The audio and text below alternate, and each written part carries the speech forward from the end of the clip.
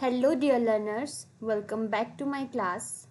So, today we will discuss the new topic of Chapter 1 Statistics in Economics for Class 11th.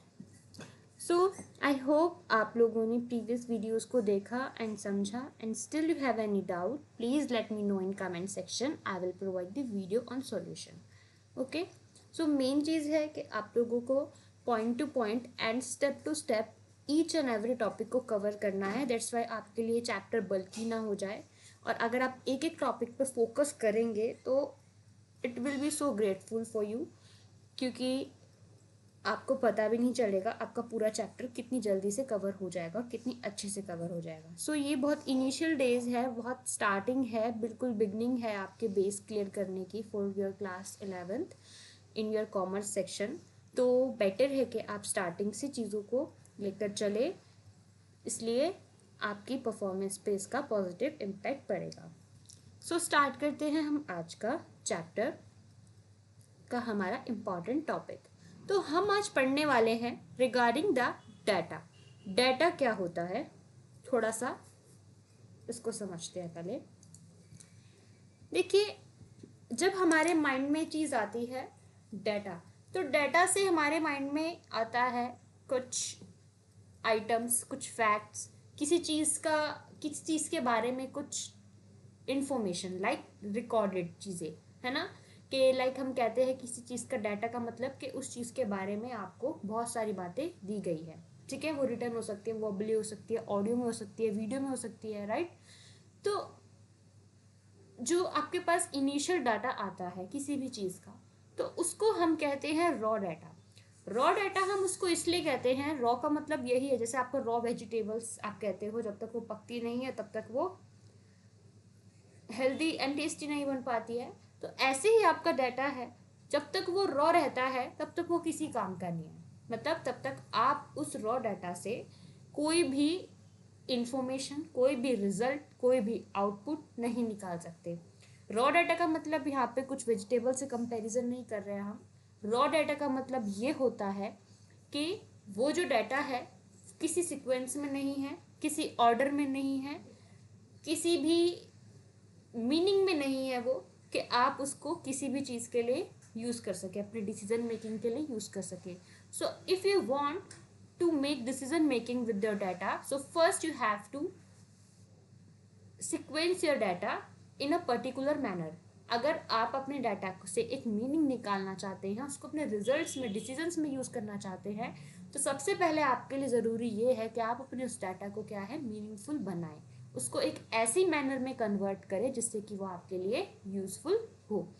तो जब एक raw data को आप अच्छे सीक्वेंस में लेकर आते हैं, ओके, अच्छी मैनर में लेकर आते हैं, आप उस पर फॉर्मूलाज लगाते हैं, आप उसको असेंडिंग या डिसेंडिंग ऑर्डर में लेकर आते हैं, तो ऐसे डाटा को हम क्या कहते हैं, रॉ डाटा ना कहकर ऐसे डाटा को हम इंफॉर्मेशन कहते हैं. कैसे? जब आपका कोई रॉ डाटा एक यूजफुल डाटा में कन्वर्ट हो जाता है सीक्वेंस मैनर में कन्वर्ट करने के बाद, तो ऐसे डाटा को हम इंफॉर्मेशन कहते हैं. ऐसा इसलिए है क्योंकि जब वो डाटा आपका रॉ होता है तब तक उसका कोई मीनिंग नहीं था, उसका कोई डिसीजन मेकिंग में रोल ही नहीं था. लेकिन जब आपने उस डाटा को एक सिस्टमैटिक मैनर में कन्वर्ट किया, एक सीक्वेंस में लगाया, एक मैनर में फॉर्मलाइज किया, तो वो डाटा आपका अब मीनिंगफुल डाटा बन चुका है और वो आपके लिए एक इन्फॉर्मेशन है उस चीज़ के लिए. जिस चीज़ का वो डाटा था, अब उस चीज़ की आपके पास वो इन्फॉर्मेशन के रूप में बदल चुका है. अब आपके पास वो जो इन्फॉर्मेशन निकल कर आएगी रॉ डाटा को कन्वर्ट करने के बाद, मीनिंगफुल मैनर में कन्वर्ट करने के बाद, आपके पास जो इन्फॉर्मेशन निकल कर आएगी उस डाटा की, अब आप उस इन्फॉर्मेशन को कहीं भी यूज़ करेंगे तो वो आपके लिए बेनिफिशियल होगी. जैसे कि मान लीजिए आपका कोई स्कूल है और आपके पास 9 से 12 तक के स्टूडेंट्स का डाटा है, सीक्वेंस में नहीं है, बस नाम है और सामने क्लास है. ओके, सो जब तक आप उसको एक सीक्वेंस में नहीं लगाएंगे, एक पर्टिकुलर रिकॉर्डेड में नहीं उसको मेंटेन करेंगे, आप कुछ अंदाज़ा नहीं लगा सकते किसी भी क्लास का कि 9th क्लास में कितने स्टूडेंट्स हैं, 10th क्लास में कितने स्टूडेंट्स हैं, 12th में कितने हैं, 11th में कितने हैं. तो इसलिए वो आपका रॉ डाटा कहलाएगा। लेकिन एक बार जब आप उसको एक पर्टिकुलर ग्राफ या चार्ट में प्रेजेंट करेंगे कि 9th क्लास में हमारे पास इतने नंबर ऑफ स्टूडेंट्स हैं, उसमें से इतने नंबर ऑफ गर्ल्स और इतने नंबर ऑफ बॉयज़ हैं, ऐसे ही आप 12th क्लास तक सारा डाटा मेंटेन करेंगे, तो वो अब रॉ डाटा आपकी इन्फॉर्मेशन में बदल जाएगा। अब आप उसके आपके पास जो इन्फॉर्मेशन है उस क्लास को लेकर, 9th या 12th या 10th किसी भी क्लास को लेकर, वो आपके पास कंप्लीट इन्फॉर्मेशन है। आपको पता है कि 9th से लेकर 12th के क्लास की एक एक क्लास में कितने नंबर ऑफ स्टूडेंट है, उसमें से कितने नंबर ऑफ बॉयज़ हैं और कितने नंबर ऑफ गर्ल्स हैं। तो इस डाटा को आप कहीं भी यूज़ कर सकते हैं, तो इसको कहते हैं इन्फॉर्मेशन। तो ये मैंने आपको बताया रिगार्डिंग द डाटा कि डाटा होता क्या है। डाटा क्या है? एक raw collection of facts, figures, item for any particular topic. एक पर्टिकुलर टॉपिक में फैक्ट्स, आपके फैक्ट्स हो गए, फिगर्स हो गए, आइटम्स हो गए, उसका जो कलेक्शन होता है आपका क्या कहलाता है? डाटा कहलाता है। एंड जब वो जो कलेक्शन है कन्वर्ट हो जाती है एक बार एक सिस्टमेटिक मैनर में, तो आप उसको इंफॉर्मेशन का नाम देते हैं। ये था पहला टॉपिक, राइट। अब एक और टॉपिक करते हैं आज। अब जो डाटा है ये आता कहाँ से है? हमें किसी चीज़ के बारे में सबसे पहले ये सवाल आता है कि आपको डाटा चाहिए क्यों? आपको किसी चीज़ का डाटा तब चाहिए जब आपको उस चीज़ के बारे में कुछ जानकारी चाहिए, आप उस चीज़ के बारे में कोई डिसीजंस लेना चाहते हैं। तो आप जिस भी चीज़ के बारे में डिसीजन लेना चाहते हैं, first you should fulfil your data, ठीक है, ऑन दैट टॉपिक। आपको पहले अपने डाटा को कलेक्ट करना पड़ेगा, आपको ढूंढना पड़ेगा, आपको उसके बारे में, उस चीज़ के बारे में रिसर्च करना पड़ेगा।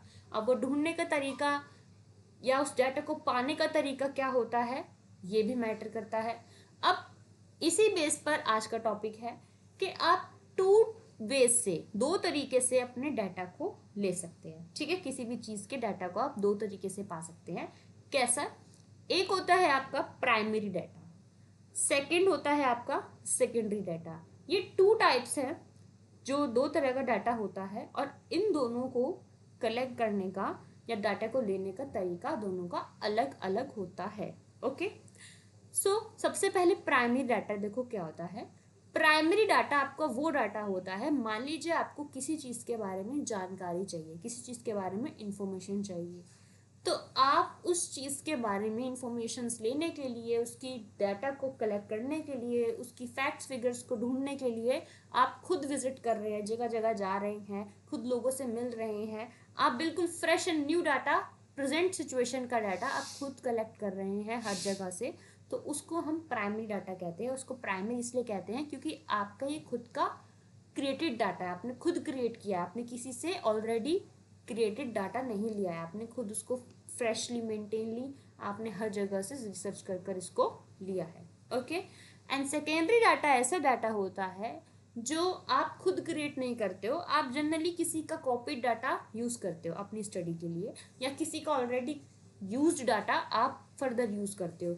जैसे अब आप कोई चीज़ के बारे में गूगल पे सर्च करते हैं, या किसी का और स्टडी देखते हैं, या किसी का रिकॉर्डेड स्टडी देखकर अपने नोट्स बनाते हैं, तो वो एक सेकेंडरी डाटा है, वो आपने खुद जाकर विजिट कर कर नहीं निकाला है, आपको ऑलरेडी ऑन साइट ऑनलाइन पर या फिर आपको थ्रू एनी अदर पर्सन आपको वो डाटा मिला है। तो इस तरीके के डाटा को सेकेंडरी डाटा कहते हैं। ओके, सो ये था introduction about data and types of data. First is primary and secondary data.